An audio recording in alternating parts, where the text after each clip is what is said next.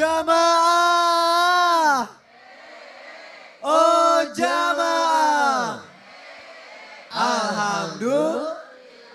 Alhamdulillahirrabbilalamin, masih di Islam itu indah. Alhamdulillah pagi-pagi kita sudah dapat pencerahan, pelajaran dan ilmu-ilmu yang bermanfaat dari guru-guru kita yang tercinta. Semoga bisa langsung kita aplikasikan dan bermanfaat untuk diri kita, untuk orang-orang terdekat kita dan orang-orang yang kita sayang. Sebelum kita lanjutkan lagi tausiah kita, saya mau ngasih kesempatan untuk Po Eli. Po, ada yang mau ditanyain lagi nggak Po? Saya mau bertanya, sudah banyak pertanyaan Banyak sih. pertanyaannya. Banyak, tapi ini menyangkut dari kemarin di diri saya benar-benar ini. Kayaknya udah mendem banget nih. Mendem. Hah? Sekarang kebanyakan. Nanya tapi jangan dendam ya. Enggak dendam. Ini udah niat saya, apakah boleh. Bagus pertanyaannya Po. Belum. Apakah boleh, kayak saya istri yang sudah cerai, terus udah tidak ingin menikah lagi karena trauma. Dan saya udah niat tidak akan menikah lagi. Apakah diperbolehkan kita tidak menikah lagi karena udah saking sakit hati. Sakit hatinya sampai sama kayak gitu laki-laki, mukanya. ya. Sakit banget, sampai ke darah-darah sakitnya. Ya Allah, itu udah saking mendemnya banget ya. Saking mendemnya, boleh nggak saya niat tidak akan menikah lagi, tapi saya tetap berteman dengan, saya kan entertain. Berteman sama cowok, jangan entertain. Entertain. Kan saya banyak anak buah, Iya. cowok-cowok gantengnya selalu cari nafkah lewat saya gitu. Wis, sampai batuk. Apakah boleh saya tidak menikah lagi? Oke, gimana tuh Ustadz Maulana pertanyaannya seperti itu? Seseorang yang berkata saya tidak akan menikah lagi, sebenarnya boleh-boleh saja tapi tidak boleh membenci pernikahan. Betul. Tidak boleh membenci pernikahan. Jangan ngagetin dong. Karena itu takdir Allah. Itu takdir Allah. Rezeki, jodoh, ajal itu adalah takdir Allah. Tapi boleh saja dia berkata saya tidak akan menikah. Tapi tidak membenci pernikahan. Yang kedua, boleh orang berkata aku tidak akan menikah. Tapi orang yang berkata itu harus menjaga diri.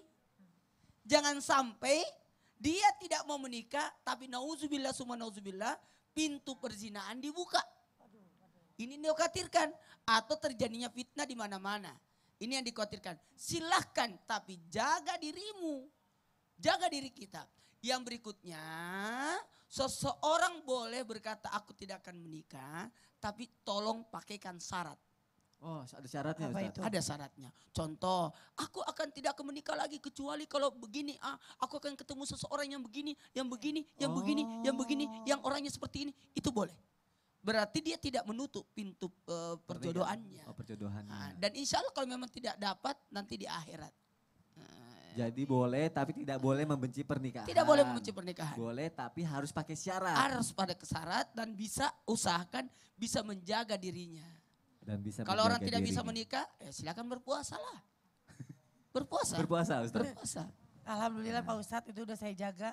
Oh iya bagus. Menjaga perzinahan gitu ya. Iya. Walaupun Termasuk banyak pergaulan. tapi banyak orang yang hujat saya. Tapi itu diri saya yang tahu sendiri gitu. Iya. Sama Allah. Insya Allah. Yang pasti pelajaran hari ini bisa bermanfaat buat Po Eli juga. Buat Bermanfaat jamaah banget. yang ada di rumah juga dan untuk kita semua ya. Kita belajar sama-sama pagi hari ini. Makasih Po Eli untuk pertanyaannya Makasih ya. juga. Masya Allah. Jamaah. Sekarang saya mau nanya sama Habib Abdallah. Habib mohon izin.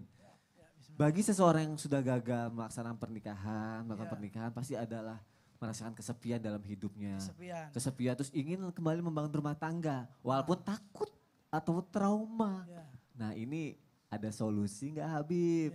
Mohon penjelasannya ya Habib, silakan. Ya, bismillahirrahmanirrahim. Janda juga manusia ya. Betul nggak? Punya hati, punya rasa. Jadi kalau kesepian wajar. Betul nggak? Iya, kesepian wajar, itu manusia. Yang nggak kesepian itu nggak wajar jadinya. Ya. Jadi bagaimana? Boleh nggak menikah lagi? Nah, jadi begini. Yang namanya janda itu dikasihkan kepada dirinya. Dia yang tahu bagaimana dirinya. Kayak Po Eli tadi, dia yang tahu bagaimana dirinya. Di dalam Islam, tadi Ustadz Maulana sudah jelaskan juga, tidak dilarang orang untuk tidak menikah lagi. Juga tidak dilarang orang untuk menikah lagi. yang bisa menjawab itu pribadinya. Dulu juga ada sahabat seperti itu. Ada orang yang dipinang oleh Nabi menolak karena mungkin usianya sudah tua dan sayang kepada anak-anaknya, menolak. Begitu juga kalau misalnya dirinya dalam hatinya terbesit, ya Allah, kalau saya ini enggak nikah lagi, bahaya ini. Bahaya buat saya, juga bahaya buat orang lain. Ya mungkin jandanya janda kembang kali, cantik banget. Bisa bahaya buat dirinya, apalagi sekarang pergaulan luar biasa. Betul nggak ibu-ibu? Pergaulan nih teknologi luar biasa, ada Instagram, ada Facebook, ada Twitter. Kita selfie dikit, waduh yang like banyak. Betul apa kagak? Emang ibu tahu Instagram? Ah, taunya garam 2 gram. Sekarang begitu, ya. Kalau itu berbahaya buat diri kita dan kita menjadi cibiran orang, hati-hati tadi bilang janda genit, janda gatel dan lain sebagainya karena kecantikan ataupun mungkin lagaknya seperti itu. Nah, coba kalau ada mungkin perjaka yang datang baik hati, insya Allah datang terima aja. Amin. Atau mungkin ada duda baik hati. Jangan sebut saya ya. Enggak kan saya bilang duda. Masalahnya maaf kuburan istri saya masih basah. Emang hujan mulu kali. Hujan terus. Datang dan bisa menjadikan imam buat dia, menuntun dia untuk lebih taat lagi kepada Allah, taat lagi kepada Nabi, menjalani sisa hidup ini yang sementara. Kalau nggak ada imamnya bagaimana? Maka tidak menutup kemungkinan juga diperbolehkan untuk menikah lagi. Kalau toh misalnya enggak, saya cukup lah. Cukup saya ingin mendengarkan apa kata Rasulullah SAW, al-mar'ah, ya perempuan itu untuk apa? Untuk daripada suaminya yang terakhir. Saya akan ketemu suami saya nanti dah, biarin saya di dunia sendiri, saya rawat anak saya cari nafkah sendiri. Itu juga luar biasa, pahalanya double dan double. Apapun yang dikeluarkan tidak ada yang sia-sia. Tidak ada yang sia-sia, semuanya dicatat oleh Allah Subhanahu wa taala. La yugadiru sagiratan wala kabiratan illa ahsaha. Dicatat kebaikannya dan insya Allah dipertemukan dengan suaminya nanti kelak. Amin ya rabbal alamin. Masya Allah, jazakallah khair Habib. Sama-sama. Jamaah. Ayo dong jangan lemes, senyum dong semuanya. Semangat dong, belajar sama guru-guru kita masa lemes. Semangat semuanya ya. Kayak Ibu Waode selalu semangat menjalani hidupnya. Masya Allah. Ibu ada yang mau ditanyain lagi nggak Bu? Mumpung ada guru-guru kita di sini. Assalamualaikum warahmatullahi wabarakatuh. Waalaikumsalam warahmatullahi wabarakatuh. Ya. Begini Pak Ustadz, kalau misalkan saya sebagai istri sering mendapatkan perlakuan yang kurang baik dari si suami atau pernah mendapatkan perlakuan kasar secara fisik, apakah kita dibolehkan untuk meminta cerai? Dan kalau misalkan masih tetap, apakah dikatakan janda mulia? Jadi kalau misalnya Ibu tetap dikatakan janda mulia nggak kalau meminta cerai ya kepada suaminya ya? Ya, dan mungkin ini juga satu lagi, kalau digantung statusnya saya ini sebagai istri dan suaminya itu kebetulan sudah menikah siri, apakah pernikahan siri itu sah dalam agama? Langsung dijawab sama guru kita ya Bu ya. Ustadz Maulana silakan. Boleh atau tidak? Boleh atau tidak? Mohon maaf ya Pak Habib. Mohon maaf. Berbicara tentang rumah tangga, ketika suami menikah lagi, mohon maaf Bu, apakah nikah siri-siri itu artinya sembunyi-sembunyi? Itu persoalannya udah aman. Tapi Ibu, kembali kepada Ibu. Ibu, Ya, setuju di madu? tidak. Udah. Orang yang tidak setuju di madu, lalu dia meminta apa tadi Bu? Cerai. Cerai. Apakah dia masih tetap mulia? Mulia. Jawabannya iya. Karena takutnya nanti dia disia-siakan. Satu. Iya. Takutnya makan hati. Takutnya kezaliman. Takutnya tidak apa-apain. Takutnya kegantung. Takutnya tidak diisirukan.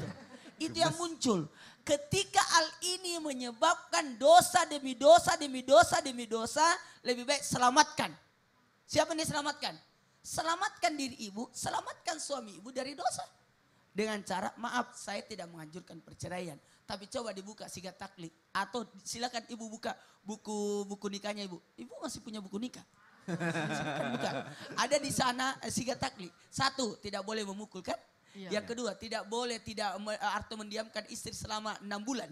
Tidak boleh tidak menafkahi selama 4 bulan. Dan tidak boleh tidak ada kabar 2 tahun. Apakah ibu suka dipukul? Sering. Apakah ibu tidak dinafkahi 4 bulan? Sudah lebih dari setahun. Apakah ibu tidak disapa 6 bulan? Ya, Apakah ibu tidak ada kabar suaminya 2 tahun?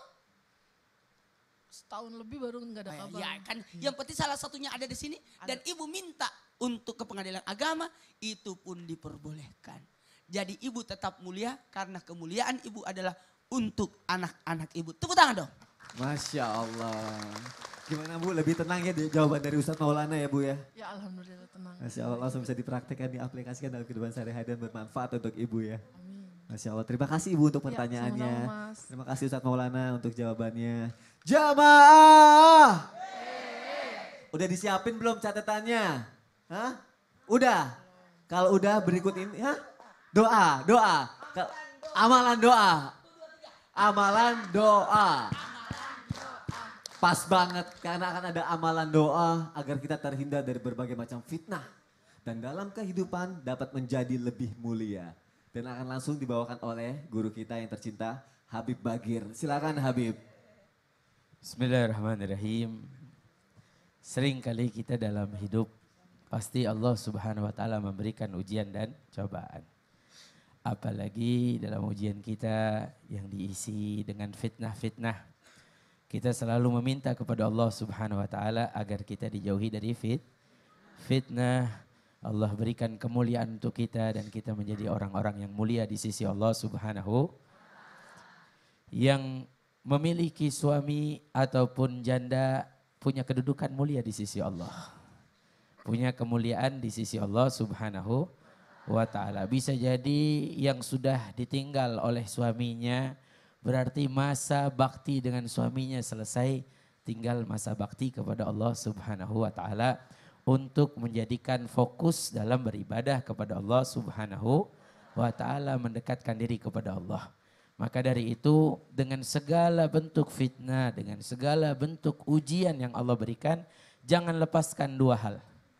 Apapun, seberat apapun ujian yang Allah berikan, jangan lepaskan 2 hal. Apa? Jangan lepaskan hati yang selalu bersyukur. Hati yang selalu bersyukur. Tadi guru kita sampaikan bagaimana kita saksikan ibu kita penuh ujiannya, cobaannya. Tapi dia selalu bersyukur pada Allah, melihat apa yang ada, tidak mencari apa yang tidak ada. Ini makna orang-orang yang bersyukur pada Allah. Kemudian lisan yang selalu berzikir pada Allah. Maka dari itu kita ikuti apa yang diajarkan oleh Rasulullah.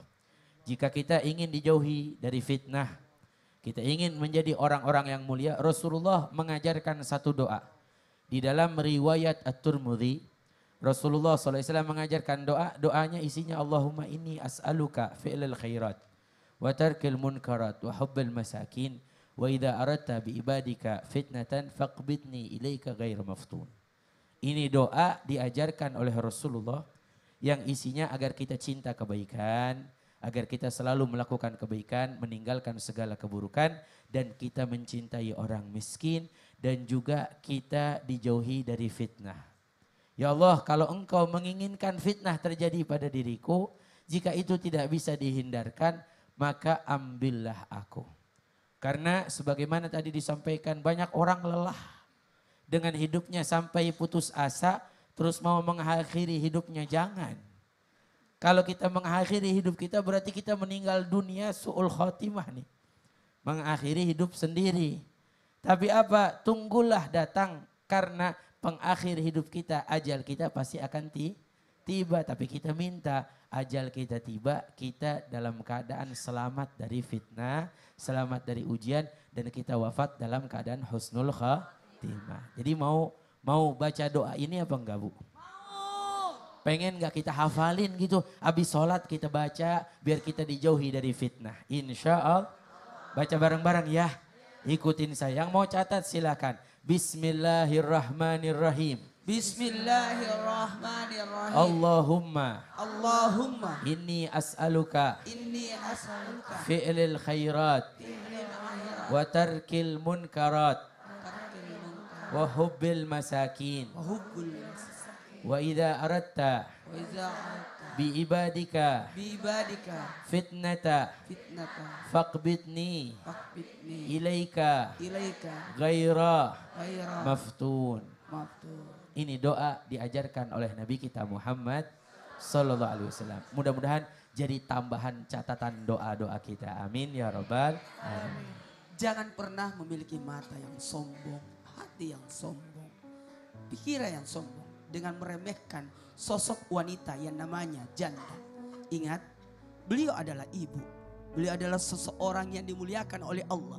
Allah memuliakan mereka dengan adanya kemuliaan menjadi sosok wanita yang mulia, yakni ibu. Kemuliaan lebih besar ketika dia hamil. Pahala puasa dan salat karena ketika dia hamil. Bahkan pahala melahirkan dengan pahala haji. Dan ketika dia mati karena melahirkan, maka pahala syahid untuknya. Ingat, doa wanita itu 3 kali lipat dibanding doa dari sosok laki-laki. Karena ada rahim, ada kasih sayang di dalamnya. Dan ketika dia menyusui, pahalanya sangat besar. Dan wajib baginya masuk surga jika dia bisa menyapi anaknya sampai 2 tahun. Maka pahala karena begadangnya menjaga anaknya. Bahkan pahala ampunan dosa karena menjaga merawat anak-anaknya yang sakit. Ketahuilah, sedekah yang terbesar ketika kita bersedekah kepada keluarga kita. Ingat, jangan pernah lari dari rahmat Allah, putus dari rahmat Allah. Jangan pernah kufur nikmat. Makasih banyak Habib, makasih banyak, luar biasa. Nasihat-nasihat yang kita dapatkan tadi mengantarkan diri kita bahwa kita, Allah punya tujuan terbaik kenapa kita dihidupkan. Allah punya tujuan terbaik kenapa anak-anak itu dititipkan pada diri kita. Dan Allah punya tujuan terbaik dalam kehidupan kita. Apa itu tujuannya? Untuk mendekatkan diri kepada Allah. Untuk beribadah kepada Allah. Ingat, kita akan mendapatkan ampunan dosa karena menjaga diri kita. Kehormatan kita dengan tidak mengadakan tangan kepada manusia untuk meminta. Tapi hanya minta kepada Allah. Pak Eli, Ya. apa yang membuat Pak Eli semangat sampai sekarang? Satu, hidup semangat ya anak-anak. Ya, Dan kedua, harus kejujuran dan sabar. Itu Allah kejujuran dan sabar. sabar dan Kalau ibu, kejujuran. yang membuat ibu kuat sampai sekarang? Senyumnya anak-anak, bahagianya anak-anak. Biar bisa anak-anak tuh bisa hatam Al-Qur'annya. Bagus, Bisa jadi anak yang soleha, bagus. bisa bahagia dunia akhirat. Mantap. Ayo kita belajar dari 2 sosok wanita yang tangguh. Tepuk tangan, Bu. Alhamdulillahirrahmanirrahim. Terima kasih yang sedalam-dalamnya untuk guru-guru kita yang tercinta. Po Eli, Bu Aude, terima kasih sudah hadir. Semoga Allah memberikan banyak kebaikan, meninggikan derajat kita dan memuliakan kita semua. Amin ya Rabbal alamin. Sampai ketemu lagi besok di Islam itu Indah. Wassalamualaikum warahmatullahi wabarakatuh. Waalaikumsalam warahmatullahi wabarakatuh.